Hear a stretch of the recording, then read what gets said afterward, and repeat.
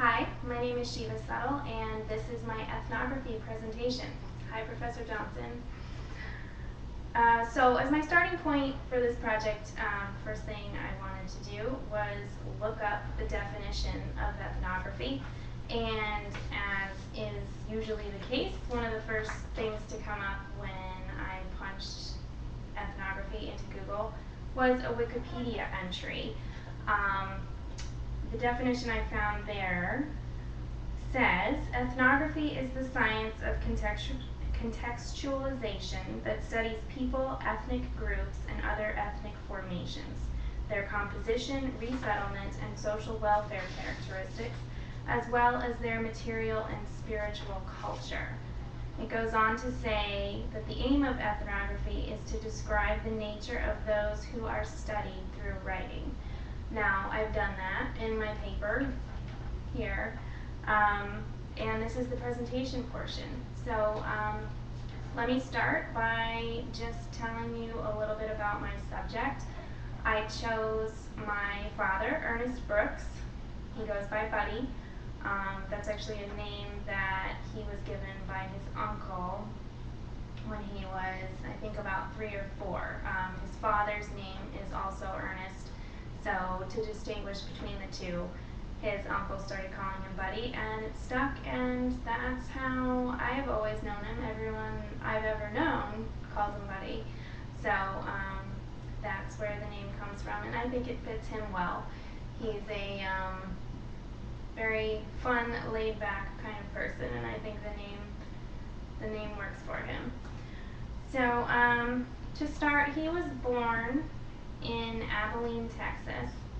Though he didn't live there, it was a neighboring town. So this is west central Texas, where he grew up, at least where he spent the first 4 or 5 years of his life. He had actually fairly severe asthma as a child.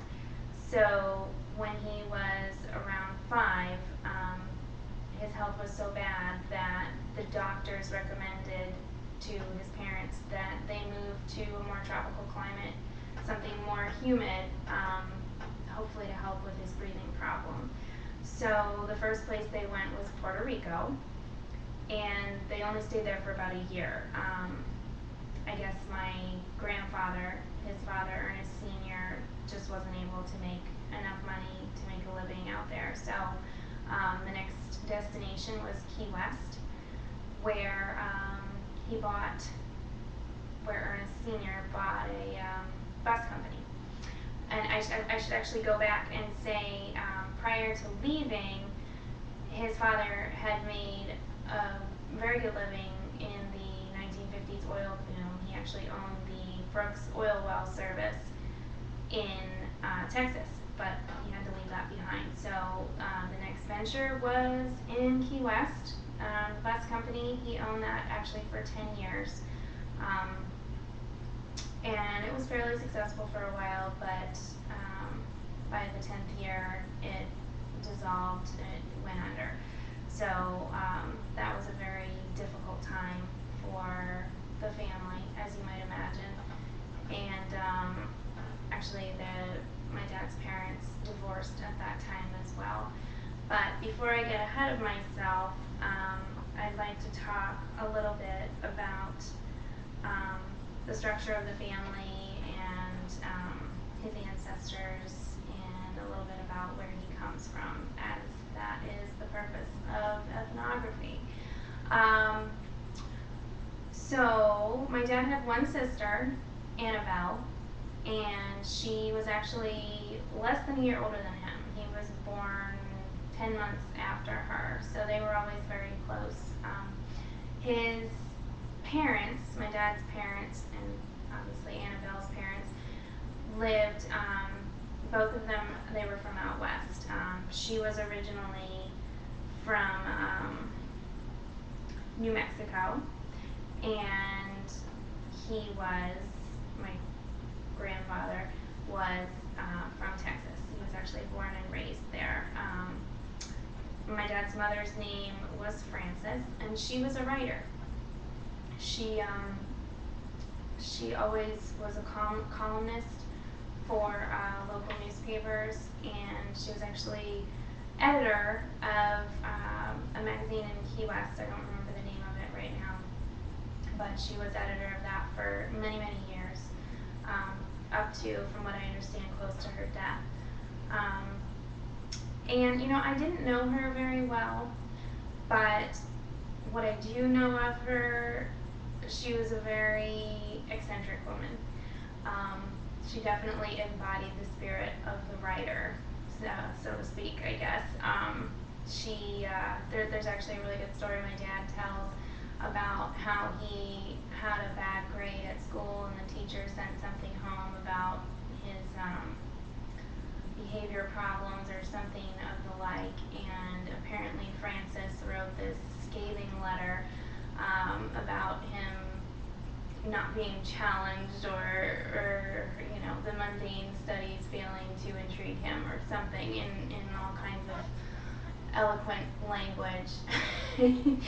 So you know, she definitely was not your typical 1950s status quo housewife by any means. She always had her job, and according to my dad, she really wasn't the best mother, not the most nurturing person in the world.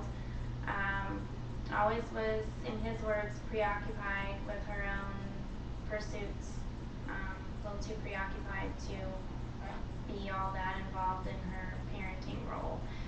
But again, you know, that's also part of what makes him who he is today. He's a very independent person. And that came partly from his dad as well. Both of his parents being from out west, especially his father's family, were definitely the pioneer family. They were poor, they farmed, they worked hard.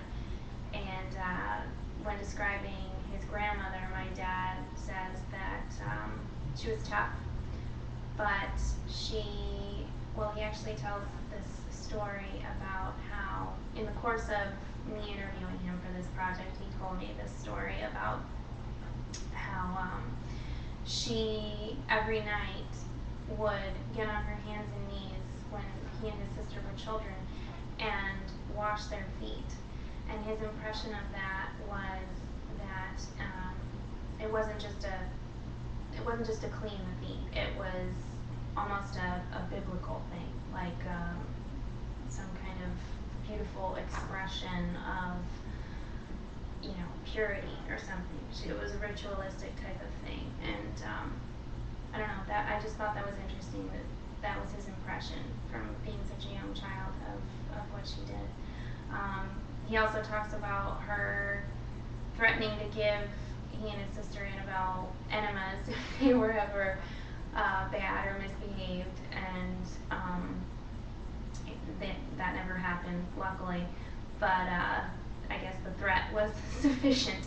So she was a tough woman, and as well as his grandfather, he came from tough stock. So one of the things that he said, I have a quote in here.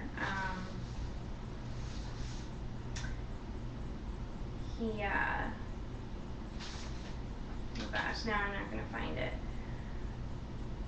Anyway, the point being that they were tough people.